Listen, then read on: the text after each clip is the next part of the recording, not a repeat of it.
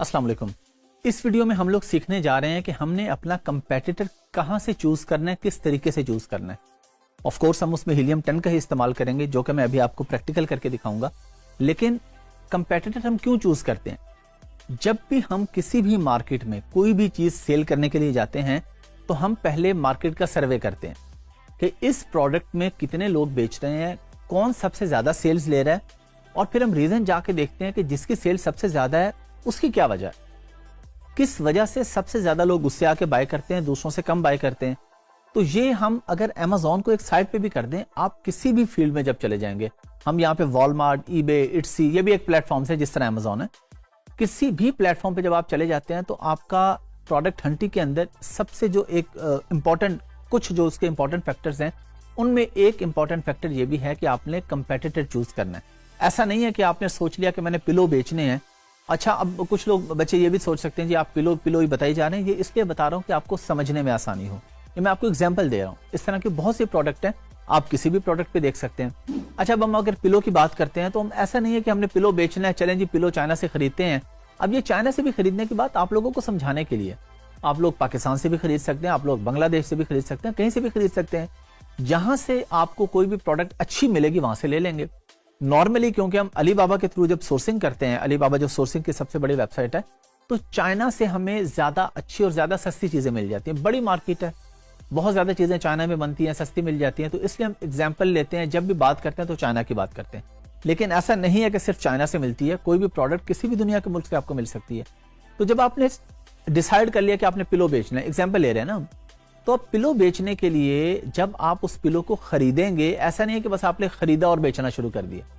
आप उससे पहले चूज करेंगे कि जो टॉप पे बंदा बैठा है, क्या रीजन है कि वो टॉप पे बैठा हुआ है, और फिर कौन सा ऐसा बंदा है जिसकी जगह आपने लेनी है। आप चाह रहे हैं कि उसकी जगह लेने से मुराद ये नहीं कि वो खत्म हो जाएगा, उससे मुराद ये है कि आप उसे कंपीट करेंगे और उसके बराबर आ जाएंगे। वो भी रहेगा, आप भी रहेंगे। हो सकता है आप बहुत ज्यादा मेहनत करके उससे भी ऊपर आ जाएं, कभी आप नीचे भी जा सकते हैं। ये सारी आप रैंकिंग में चीजें सीखेंगे इंशाल्लाह।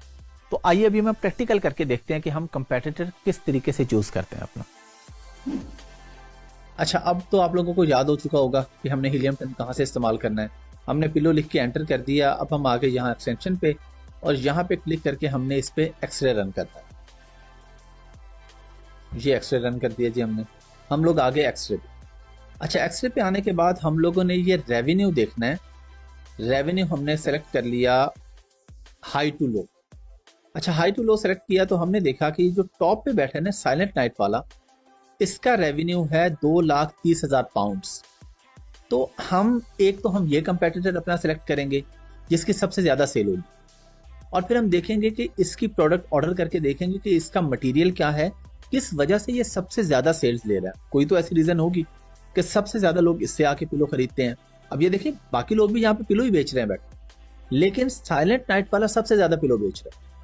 और दूसरा हम कंपेटिटर अपना सेलेक्ट करेंगे एक नॉर्मल रेवेन्यू वाला, जिसके हम रिव्यूज पे आके देखेंगे कि हमने कहा जी रिव्यू हमारे पास आ रहे हैं जी, ये 606 हैं, 557 है, 288 हैं।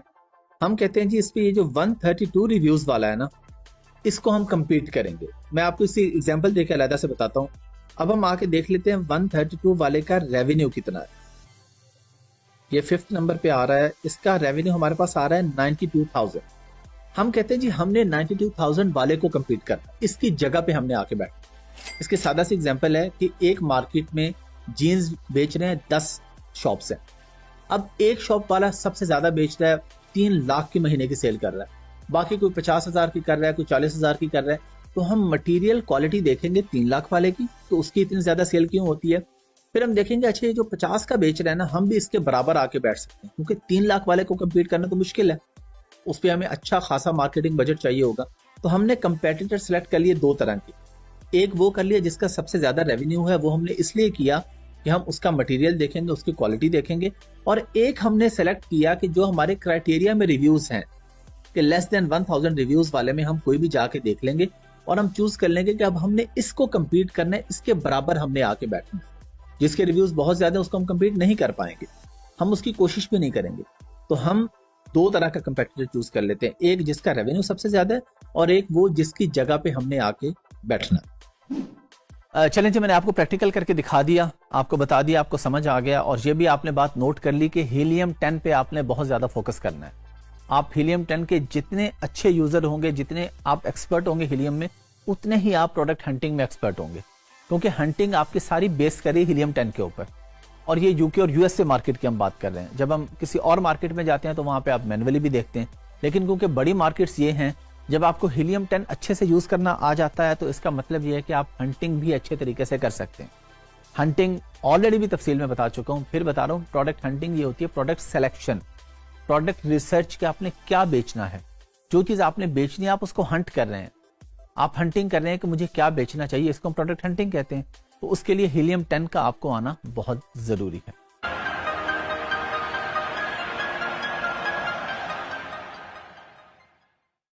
अस्सलाम वालेकुम।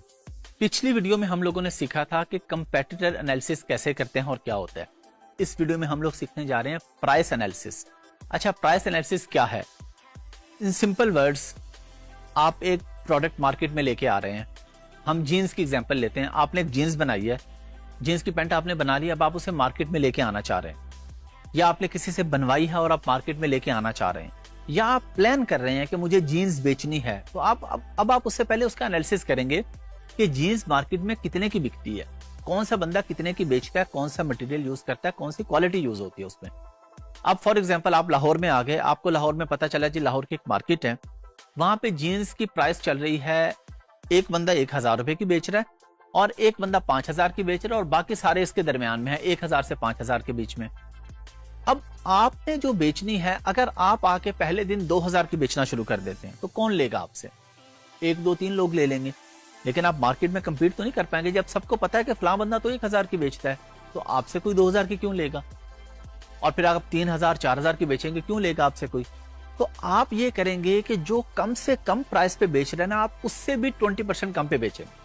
अब जब आप मार्केट में एक ही बाजार है, पूरे बाजार के अंदर सारे लोग बेच रहे हैं 1000 1500 2000 5000, आप आके 800 रुपए की लगा देते हैं, तो आपकी तरफ बायर अट्रैक्ट होगा। बायर कहेगा जी ये सस्ती बेच रहे हैं, हमें इससे खरीदना चाहिए। लेकिन हो सकता है आपकी कॉस्ट प्राइस और सारे खर्चे डाल के आपकी प्राइस 900 रुपए पड़ रही हो आपको, फिर भी आप 800 की बेचेंगे। आप 20% लेस पे बेचेंगे जो मार्केट पे बिक रही है। क्यों? क्योंकि आपने बायर को अट्रैक्ट करना है। शुरू में इसको हम कहते हैं ब्लीडिंग फेज या मार्केटिंग बजट। हमारे पैसे लग रहे होते हैं, हम शुरू में आते ही प्रॉफिट पे नहीं चले जाते। आप अपने क्लाइंट को भी बताते हैं, जिसके आप प्रोडक्ट लॉन्च करें उसे बताते हैं जी जब हम लॉन्च करेंगे तो शुरू में आपको चंद दिन लॉस पे बेचनी होगी प्रोडक्ट, या अगर आप बहुत लकी हैं, आपने बहुत अच्छी वर्किंग की है, आप कहेंगे जी हम कॉस्ट टू कॉस्ट बेचेंगे, लॉस नहीं होगा लेकिन प्रॉफिट भी नहीं होगा।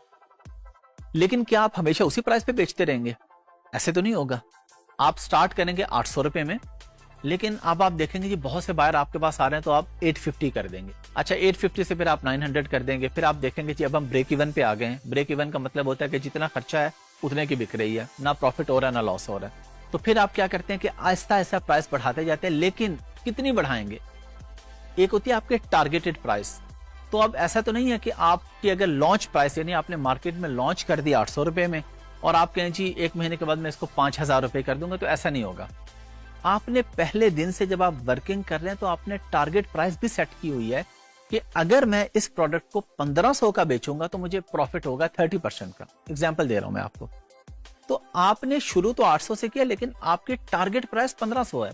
हाँ, वो 1600-1700 हो सकती है, कोई आउट ऑफ स्टॉक चला गया है, मार्केट में कंपटीशन बहुत ज्यादा हो गया है, शॉर्टेज हो गई है, कोई भी मसला हो गया है, तो आप ऊपर चले जाएंगे, आप 100-200 रुपए नीचे भी आ जाएंगे। लेकिन एक प्राइस आपके माइंड में फिक्स होगी कि मैंने एवरेज रूटीन में इस प्राइस पे बेचना है, लेकिन उससे ऊपर नीचे हो सकता है। और प्राइस मैंने आपको बताया आप चेंज कर सकते हैं, कभी आप कम कर देंगे, कभी ज्यादा कर देंगे, मार्केट के हिसाब से कि बाकी लोग जिस तरह एक मार्केट में अगर आप 800 रुपए पे लेके आ गए, चलें जी आपकी प्रोडक्ट बिकना शुरू होगी। अब सब लोगों ने देखा जी ये 800 की बेच रहा है, तो जो 1000 की बेच रहा है उसने भी 800 की कर दी। अब उसने 800 की कर दी, एक 1500 की बेच रहा था उसने भी 800 की कर दी। तो यहाँ पे हो सकता है आपको 700 करना पड़े और नीचे आना पड़े। और एक टाइम आएगा कि जब आप रैंक कर जाएंगे, प्रोडक्ट रैंक से मुराद है कि आपके पास अच्छे खासे बायर्स आना शुरू हो जाएंगे, तो आप प्राइस ऊपर भी ले जाएंगे। यानी अगर आप 1500 की बेच रहे हैं तो आप हमेशा 1500 की नहीं बेचेंगे, आप 1600, 1700, 1800 पे भी ले जाएंगे। तो प्राइस आपकी दो तरह की होगी। एक टारगेट प्राइस जो आपके माइंड में होगी कि मैंने फ्यूचर में जाके इस प्राइस पे एवरेज बेचना है, लेकिन शुरू में अगर मुझे लॉस पे या कॉस्ट टू कॉस्ट पे बेचनी पड़ती है तो कोई मसले की बात नहीं है। अभी हम जाते हैं प्रैक्टिकली देखते हैं अमेजोन पर कि हम किस तरीके से अपने टारगेटेड प्राइस का एनालिसिस करते हैं, वो कहां से सेट करते हैं, और लॉन्च प्राइस हम कहां से सेट करते हैं। आइए प्रैक्टिकली देखते हैं। जिस तरह मैंने बात की कि अभी हम लोग सीखेंगे प्राइस एनालिसिस प्रैक्टिकली, किस तरह हम प्राइस का एनालिसिस करते हैं। तो हम चले जाएंगे सिंपली अमेजोन पर। यहाँ पे हम हीलियम का इस्तेमाल नहीं करेंगे, अगरचे आप हीलियम का इस्तेमाल भी यहाँ पे कर सकते हैं। अगर हम हीलियम 10 से हट के भी एक काम कर सकते हैं तो हम वो भी कर लेते हैं, ताकि आपके पास दोनों रास्ते हों। हम चले गए जी अमेजोन पर, और अमेजोन पर हमने जाके लिख दिया है पिलो। मैं आपको ऑलरेडी बता चुका हूं, एग्जाम्पल के लिए कर रहे हैं पिलो। जरूरी नहीं कि सिर्फ आप पिलो पे ही काम करेंगे, हजारों लाखों प्रोडक्ट्स हैं। अच्छा जी, पिलो मैंने लिखा, और पिलो लिख के मैं आ गया यहाँ पे। अच्छा, प्राइस हमने दो तरीके से सिलेक्ट करनी होती है। एक हमारी होती है टारगेटेड प्राइस, जो मैं आपको शुरू में बता चुका हूं, और एक हमारी होती है लॉन्च प्राइस। अच्छा, अब हम यहाँ पे आ गए, हमने देखा कि पिलो है, ये 33 पाउंड का भी बिक रहा है, ये 14 पाउंड का भी बिक रहा है, फिर 33 पाउंड का, फिर 26 पाउंड का। अच्छा, कोई भी प्रोडक्ट है ना, उसके अंदर मटेरियल डिफरेंट होते हैं। अब पिलो है, डक फेदर का पिलो भी होता है, गूस फेदर पिलो भी होता है, होलो फाइबर का भी होता है, माइक्रो फाइबर का भी होता है। तो हमने जब हंटिंग में ये सिलेक्ट कर लिया कि हम किस मटेरियल में, किस कैटेगरी में जा रहे हैं, अब हमने उस कैटेगरी में देखना है कि सबसे कम प्राइस किसकी है। अच्छा, हम ये देखते हैं जी 33, 14, 33, 26।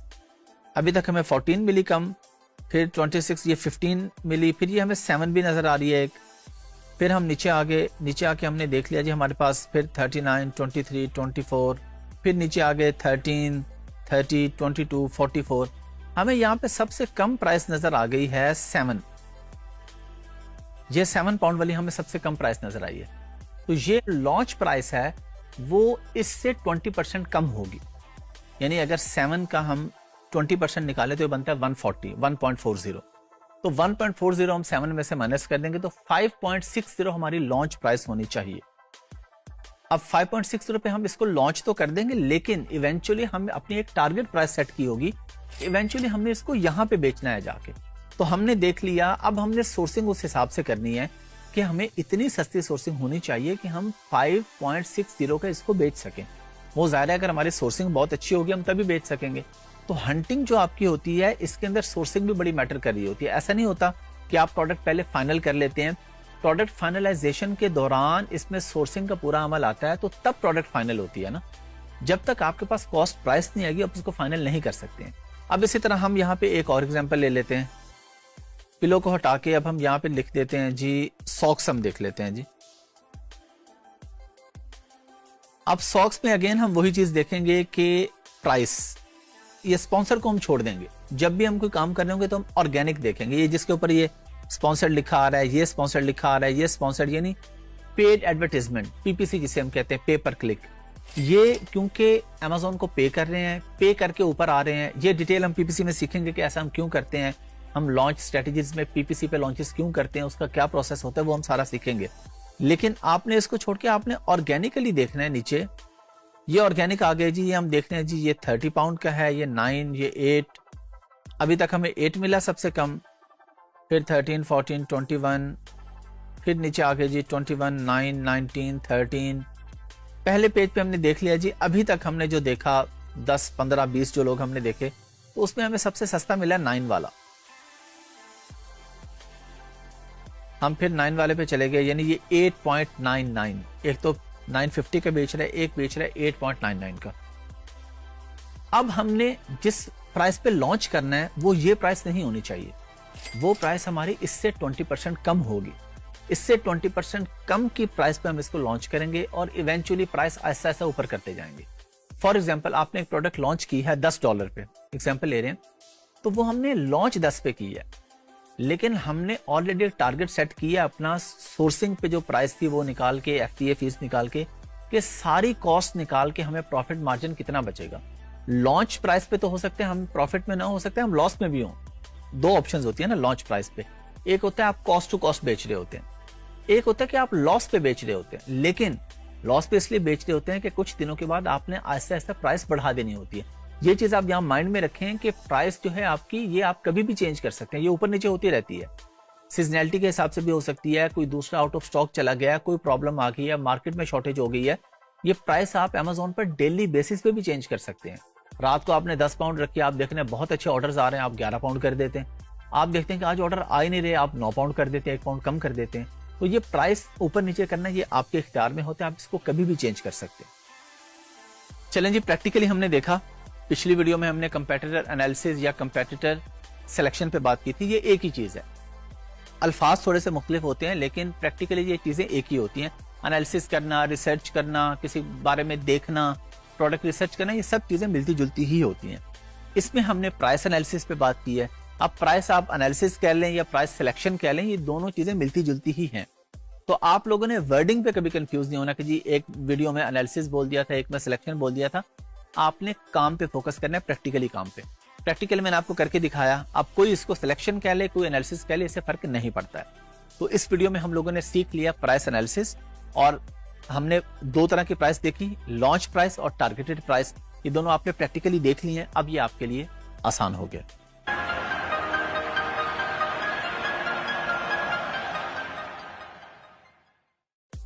अस्सलाम वालेकुम। इस वीडियो में हम लोग बात करने जा रहे हैं नेगेटिव रिव्यूज के ऊपर। तो सबसे पहले हम क्या करते हैं, हम रिव्यू पे बात कर लेते हैं कि रिव्यू क्या है। रिव्यू आपका जो बायर है, जो आपसे कोई भी प्रोडक्ट खरीद रहा है, वो उसके बारे में जो कमेंट्स दे रहा है, वो आपके रिव्यू हैं। अब रिव्यू पॉजिटिव भी हो सकता है और नेगेटिव भी हो सकता है। हम स्पेसिफिकली बात करने जा रहे हैं इस वीडियो के अंदर नेगेटिव रिव्यूज के ऊपर। तो रिव्यू आपको पता चल गया। सादा सी एग्जांपल लेते हैं, आप एक आइसक्रीम शॉप पे जाते हैं, वहां से आप आइसक्रीम खरीदते हैं। अब आप 4 दोस्त गए, 3 ने कहा जी आइसक्रीम बहुत कमाल थी जी, बड़ी टेस्टी थी, एक ने कहा जी अच्छी नहीं थी आइसक्रीम। तो एक ने नेगेटिव रिव्यू दिया, 3 ने पॉजिटिव रिव्यू दे दिया कि जी अच्छी प्रोडक्ट थी। एक ने कहा नहीं जी अच्छी नहीं थी। तो रिव्यू वो होता है जो भी आप कमेंट्स देते हैं अपने प्रोडक्ट के बारे में, जो भी प्रोडक्ट खरीद रहे हैं, कहीं से भी बाय कर रहे हैं, चाहे ऑनलाइन ले रहे हैं, चाहे शॉप पे जाके ले रहे हैं, फिजिकल शॉप पे जाके ले रहे हैं। लेकिन जो आप कमेंट्स दे रहे हैं ना, उसको ऑनलाइन में ये होता है कि आप लिख देते हैं, वो रिकॉर्ड पे आ जाता है। फिजिकल पे यह कि आप उनको वर्बली बता देते हैं। तो जो भी आपने उनको बात बताई, जो आपने उनको कमेंट्स दिए उनकी प्रोडक्ट के बारे में, वो आपने रिव्यू दे दिया उनको। तो हम क्योंकि बात कर रहे हैं नेगेटिव रिव्यूज पे, तो हम प्रैक्टिकली जाके देखते हैं कि नेगेटिव रिव्यू किस तरीके से होते हैं, नेगेटिव रिव्यू दिखता कैसे है, शो कैसे होता है। बता तो मैंने आपको दिया कि जी एक दोस्त ने आइसक्रीम खाई, उसने कहा नहीं जी गलत, गंदी आइसक्रीम थी जी, मजा ही कोई नहीं आया, टेस्ट ही नहीं था जी। तो उसने रिव्यू तो दे दिया, लेकिन अमेज़न की फील्ड में या ऑनलाइन की फील्ड में नेगेटिव रिव्यू दिखता कहां पे है, कैसा होता है, आए प्रैक्टिकली देखते हैं। जैसे कि मैंने आपको बताया कि हम नेगेटिव रिव्यूज को अब देखेंगे प्रैक्टिकली। तो आए सिस्टम पे, हमने यहां पे लिख दिया जी पिलो। पिलो लिख के एंटर किया, हमें अमेज़न ने पिलोस दिखा दिए। अब ये हमारे सामने हर प्रोडक्ट पे देखें ये रिव्यूज आ रहे हैं। अब तो आपको ये याद भी हो चुका होगा, हर प्रोडक्ट पे देखें रिव्यूज आ रहे हैं। अब इसके 1932 हैं, इसके 23,000 हैं, इसके 5,200 समथिंग है, इसके 43,000 है। अच्छा, हम क्या करते हैं कि हम किसी भी पिलो के ऊपर क्लिक करके देख लेते हैं। हम चलें जी इस पे देख लेते हैं जी, ये एक पिलो है, हमने इस पे क्लिक कर दिया। अब ये रिव्यूज फिर हमारे सामने यहाँ पे भी आ रहे हैं, ये शो हो रहे हैं आपके सामने रिव्यूज। ये 551 रेटिंग्स आ रही हैं हमारे पास। हमने यहाँ पे क्लिक कर दिया जी रिव्यूज देखने के लिए। अच्छा, अभी हमारे पास रिव्यूज यहाँ पे आ गए कि जी ये लिंडसे ने रिव्यू दिया है, ये डी थॉमसन ने रिव्यू दिया है कि गुड बाय है, वो कहते हैं जी ग्रेट नाइट स्लीप। अच्छा, अब इसमें हम क्योंकि बात करें नेगेटिव रिव्यूज पे, तो यहाँ पे हमारे पास कोई ना कोई नेगेटिव रिव्यू भी आ जाएगा। ये आ गया जी हमारे पास, ये जॉन एस कहता है जी उसने 1 स्टार दिया, नेगेटिव मतलब 1 या 2 स्टार या 3 स्टार नेगेटिव रिव्यू दे रहा है। वो कहते हैं जी I ordered a second order from the same website, I order 2 weeks earlier but received a much inferior product. मतलब उसने नेगेटिव लिखा, उसने कहा जी ये प्रोडक्ट जो पहले की तरह मजे की नहीं थी। अब फर्ज कर लेते हैं इसे नहीं खरीदा था, नया बंदा खरीदता है, वो कहता है जी पिलो मिला, वो यहाँ पे लिख देता है जी पिलो के ऊपर दाग थे, पिलो के ऊपर निशान थे, तो ये नेगेटिव रिव्यू है। यानी कोई भी प्रोडक्ट जो आपके बायर ने आपसे खरीदी और फिर उसके ऊपर उसने अपना रिव्यू दिया कि जी ये प्रोडक्ट ऐसी थी, अगर उसने गलत रिव्यू दिया तो इसको हम कहेंगे ये नेगेटिव रिव्यू है, जो कि हमारी लिस्टिंग के लिए कभी भी अच्छे नहीं होते। हम हमेशा कोशिश करते हैं कि हमारे पॉजिटिव रिव्यूज आने चाहिए। अगर नेगेटिव आते हैं तो हम बायर से कांटेक्ट करके रिक्वेस्ट करते हैं, कोशिश करते हैं कि हमारा ये नेगेटिव रिव्यू खत्म हो जाए, या हम कोशिश करते हैं कि इतने ज्यादा पॉजिटिव आए कि नेगेटिव नीचे ही चला जाए, नेगेटिव गायब ही हो जाए। यानी अगर 100 लोगों ने रिव्यू दिए हैं आपको, उनमें से 95 ने आपको पॉजिटिव दिया है, 5 ने नेगेटिव दिए, तो वो आपको इतना इफेक्ट नहीं करेगा, वो के नीचे चले जाएंगे। आपको जो मेन आपकी रेटिंग शो हो रही होगी, ये देखें रेटिंग में आपको दिखाता हूँ रेटिंग क्या है बेसिकली रिव्यू में। नेगेटिव रिव्यू का तो आपको पता चल गया ना, सबने अच्छा लिखा है कि नहीं, गलत लिखा है तो वो नेगेटिव है। लेकिन ये लिस्टिंग के ऊपर ही स्टार्ट पे जब हम गए तो ये हमने यहाँ पे जब क्लिक किया ना, ये रेटिंग आ रही है इसकी 4.5 आउट ऑफ 5, ये इसकी रेटिंग है। वो कहते हैं ये 71% लोगों ने इसको 5 स्टार रिव्यू दिए हैं, 16% लोगों ने 4 स्टार दिए हैं, 5% लोगों ने 3 स्टार दिए हैं, 3% लोगों ने 2 स्टार दिए हैं और 5% ने 1 स्टार दिए हैं। यानी इसने 100 लोगों में से डिवाइड कर दिया कि जी 71 ने ये दिए, 16 ने ये दिया, 5 लोगों ने ये दिया, 3 ने ये दिया, 5 ने ये दिया, तो ये, लेकिन ओवरऑल इसकी रेटिंग है 4.5 आउट ऑफ 5। तो ये एक अच्छी रेटिंग है, एक मुनासिब रेटिंग है। 4.78 हो तो क्या ही बात है, लेकिन 4.5 या इससे ऊपर की रेटिंग एक मुनासिब और अच्छी रेटिंग शुमार होती है। तो नेगेटिव तो मिले इसको, हमने खुद नेगेटिव पढ़ा भी, लेकिन इतना इफेक्ट नहीं किया क्योंकि पॉजिटिव की परसेंटेज ज्यादा थी। तो जब वो ज्यादा थे तो नेगेटिव वैसे ही कहीं नीचे गायब हो गया, उसकी वैल्यू वो नहीं रही। लेकिन फिर भी हमने हमेशा ये कोशिश करनी है कि नेगेटिव रिव्यू से बचना है। इसका मतलब ये नहीं है कि आप लोगों को अगर आपकी लिस्टिंग पे एक नेगेटिव आ गया तो आप कहें चलें जी 50 पॉजिटिव है। हाफिज अहमद ने कहा था 1-2 हो भी जाए नेगेटिव, कोई मसला नहीं है। ठीक है, लिस्टिंग को इतना इफेक्ट नहीं कर रहा, लेकिन मसला तो फिर भी है ना। हो सकता है कोई बायर आए, उसकी नजर ही सीधी उस पर पड़े, वो पड़े सिर्फ उसको जो नेगेटिव रिव्यू हुआ। तो ये आपकी जिम्मेदारी है कि अपने प्रोडक्ट को हर तरह से सिक्योर करना, उसकी पैकिंग अच्छी हो, उसकी क्वालिटी अच्छी हो, वो डिलीवर टाइम पे हो, उसमें किसी किस्म का मसला ना आए, प्रोडक्ट के ऊपर कोई दाग ना हो, हर तरह से secure, safe, neat and clean product को, ताकि आपको नेगेटिव रिव्यू ना आ सके। चलें जी, ये भी आपने देख लिया कि नेगेटिव रिव्यू कैसा होता है, रिव्यू कहाँ पे शो होते हैं, रिव्यू की रेटिंग क्या होती है, और उसमें फिर पॉजिटिव नेगेटिव दोनों हमारे पास है। तो हमने नेगेटिव पे फोकस किया है क्योंकि हमारे इस वीडियो का टारगेट है कि हमने नेगेटिव रिव्यू समझना है, नेगेटिव रिव्यू सीखना है कि वो क्या होता है। पॉजिटिव पे भी, फीडबैक पे भी, सब चीजों पे हम किसी न किसी वीडियो में बात करेंगे। इस वीडियो में मकसद ये था कि आपको नेगेटिव रिव्यू का पता चल जाए। वो आपने देख लिया कितना आसान है। अच्छा, नेगेटिव रिव्यू आपने प्रोडक्ट हंटिंग में भी आपके बड़े काम आता है कि जब आप प्रोडक्ट अपने सोर्स करने लगते हैं ना, जब आपने फाइनल कर लिया, आपने ग्लास फाइनल कर लिया और आपने अपने सप्लायर्स को कहा जी ग्लास दें, तो उससे पहले आपने जो लोग ग्लास बेच रहे हैं उनके जाके नेगेटिव रिव्यूज पढ़ने हैं। ये आपके बड़ा जरूरी टॉपिक है कि इस बंदे को किस किस वजह से नेगेटिव रिव्यू आया।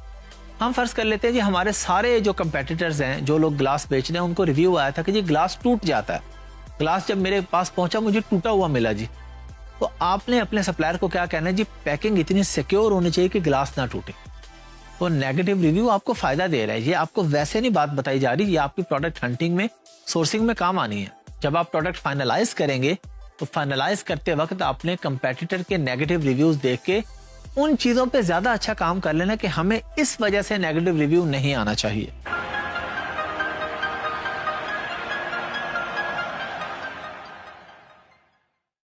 अस्सलाम वालेकुम। हम इस वीडियो में बड़े ही इंपॉर्टेंट टॉपिक पे बात करने जा रहे हैं, इन्वेंट्री प्लानिंग पे। ये बड़ा इंपॉर्टेंट फैक्टर है, इसकी वजह से आपके क्लाइंट के पैसे डूब भी सकते हैं और वो बहुत ज्यादा फायदे में भी जा सकते हैं। अगर आपकी प्लानिंग अच्छी नहीं होगी तो आपको, अच्छा मैं आपको पहले ये बता दें इन्वेंट्री क्या है। इन्वेंट्री है आपका स्टॉक। आप अगर ग्लास बेच रहे हैं तो जो आपके 50 ग्लास रखे हुए हैं ना, उसको हम कहते हैं ये आपकी इन्वेंट्री है। इन्वेंट्री प्लानिंग इसलिए बड़ी जरूरी है कि आपने अपने क्लाइंट को बता दिया जी हम ग्लास बेचेंगे, क्लाइंट आपका कहता है जी ठीक है जी 100 ग्लास हम खरीद लेते हैं और उसको हम अमेरिका में अमेजोन के वेयरहाउस पे रख देते हैं। पता चलता है जी आपके 2 दिन में सारे ग्लास बिक गए हैं और उसके बाद आप बैठे हैं जी अब चाइना से दोबारा खरीदेंगे, आएंगे, 1 महीना लगेगा। उतनी देर में वो जो 2 दिन की मेहनत थी, या 15 दिन में अगर बिके तो जो 15 दिन की मेहनत थी वो टॉप पे आया था, उसको लोग खरीद रहे थे। जब उसके पास स्टॉक ही नहीं होगा उसकी शॉप डाउन चली जाएगी। अब लोग ग्लास ढूंढेंगे तो वो नहीं आएगा नजर, क्योंकि उसके पास है ही नहीं। लेकिन जब वो आएगा 2 महीने के बाद, जब उसके पास ग्लास वापस आएंगे और लोग ग्लास लिखेंगे तो वो उस तरह पहले पेज पे नहीं नजर आएगा, वो कहीं नीचे गुम हो चुका होगा। उसे नए सिरे से मेहनत करके, फिर स्पॉन्सर ऐड चला के, कीवर्ड्स रैंक करके दोबारा अपनी प्रोडक्ट को ऊपर लेके आना होगा। इन्वेंट्री प्लानिंग बेसिकली होती क्या है, प्लानिंग आपने करनी कैसे है। पहले हम आए किसी लोकल बिजनेस की एग्जांपल लेते हैं। आप डिसाइड करते हैं कि आपने पेंट्स की शॉप बनाई है, जीन्स की, और अब आपने उसमें स्टॉक खरीदना है, आपने फैक्ट्री से खरीदना है और वहां पे रखना है। तो आप पहले सर्वे करेंगे कि इस एरिया में जो बाकी शॉप्स हैं वहां से आइडिया लें कि किसकी कितनी सेल होती है डेली और महीने की कितनी सेल है। आप फिर उस हिसाब से प्लानिंग करते हैं, अच्छा अगर डेली की इसकी 10 पेंट्स बिकती हैं, इसका मतलब है कि मुझे 15 रखनी चाहिए, किसी दिन ऑर्डर ज्यादा भी आ सकते हैं, तो मुझे डेली के 15 ऑर्डर्स के हिसाब से अपना स्टॉक मेंटेन करना है। तो आप एक प्लानिंग करके काम करते हैं। बगैर प्लानिंग के अगर आप करेंगे तो आप फेल हो जाएंगे। क्यों फेल हो जाएंगे? जो हम एग्जांपल ले रहे हैं, आपके पास स्टॉक खत्म हो गया, 10 बायर्स आए हैं और वो आपकी शॉप में आते हैं और आप उन्हें बताते हैं जी सॉरी मेरे पास तो ये, अगर हम साइज पे भी चले जाते हैं, आप कहते हैं सॉरी 36 वेस्ट की पेंट मेरे पास नहीं है, वो साथ वाली शॉप पे चला जाता है। एक और आता है, आपके पास नहीं है, वो साथ वाली शॉप पे चला जाता है। तो जो एक दफा आपके पास से होके चला गया, उसे पेंट नहीं मिली, वो दोबारा आपकी शॉप पे नहीं आएगा। वो कहेगा जी इनके पास तो स्टॉक ही नहीं होता। यही काम अमेज़न पे होगा। एक बायर लिख रहा है आके, उसे एक शॉप नजर ही नहीं आ रही, आपके पास कुछ है ही नहीं, तो वो किसी और से खरीद लेगा, वो दोबारा उसी के पास जाएगा, आपके पास नहीं आएगा। 99% केसेस में यही होता है। तो आपने प्लानिंग करनी है। प्लानिंग अब आप कैसे करेंगे? प्लानिंग ये हम करेंगे टूल्स के हिसाब से। हीलियम 10 हमें बता देता है ना कि हमारे कंपेटिटर की या जो भी बंदे पहले बेच रहे हैं उनकी डेली की या मंथली की कितनी सेल्स हैं। हम उस एवरेज के हिसाब से ये काम करते हैं। जिस तरह यहाँ पे आप क्या करते हैं, लोकल बिजनेस में साथ वाली दुकानों से पूछते हैं जी कितनी सेल होती है, वहां पे आप हीलियम 10 से पूछेंगे जी बताएं फलां बंदे की कितनी सेल होती है, ताकि मैं भी उस हिसाब से अपनी प्लानिंग करके चलूं। अगर प्लानिंग अच्छी नहीं होगी, प्रोडक्ट आपकी फेल हो सकती है। रैंक हुई प्रोडक्ट कई लोगों की फेल हो जाती है सिर्फ इन्वेंट्री प्लानिंग ना होने की वजह से। तो इन्वेंट्री वो स्टॉक है, वो चीज है जो आपकी है, जो वहां पे पड़ी है यूके में या आपके पास या चाइना में। स्टॉक को इन्वेंट्री कहते हैं। जब आपने उसकी प्लानिंग कर ली तो ये आपकी इन्वेंट्री प्लानिंग हो गई कि आपको कितने यूनिट भेजने हैं, किस हिसाब से भेजने हैं। अच्छा, इसमें एक और चीज भी आ जाती है। प्लानिंग ये नहीं है कि अगर महीने के 1000 बिकेंगे तो आपने 2 महीने के हिसाब से 2000 रख लिए। प्लानिंग ये भी है कि आपने 500 खरीदे और वहां भेज दी और लाइन में लगे हुए हैं। आपको पता 15 दिन का स्टॉक पड़ा है, लेकिन आप कहेंगे अभी 1 हफ्ते का रहता होगा, अगले 500 भी पहुंच जाएंगे। ये भी प्लानिंग है। ये जरूरी नहीं कि आपने 6 महीने का स्टॉक इकट्ठा वहां पे रख देना। बस आपके पास प्लान होना चाहिए कि जो सामान पड़ा है वो खत्म होने से पहले और बीच में मेरे पास हफ्ते 2 हफ्ते या मैं कहता हूँ 30 डेज का मिनिमम मार्जिन होना चाहिए कि कोई भी प्रॉब्लम हो सकती है, कोई भी वजह हो सकती है, तो एटलीस्ट आपकी प्लानिंग अच्छी होनी चाहिए, आपका स्टॉक पहुंचते रहना चाहिए।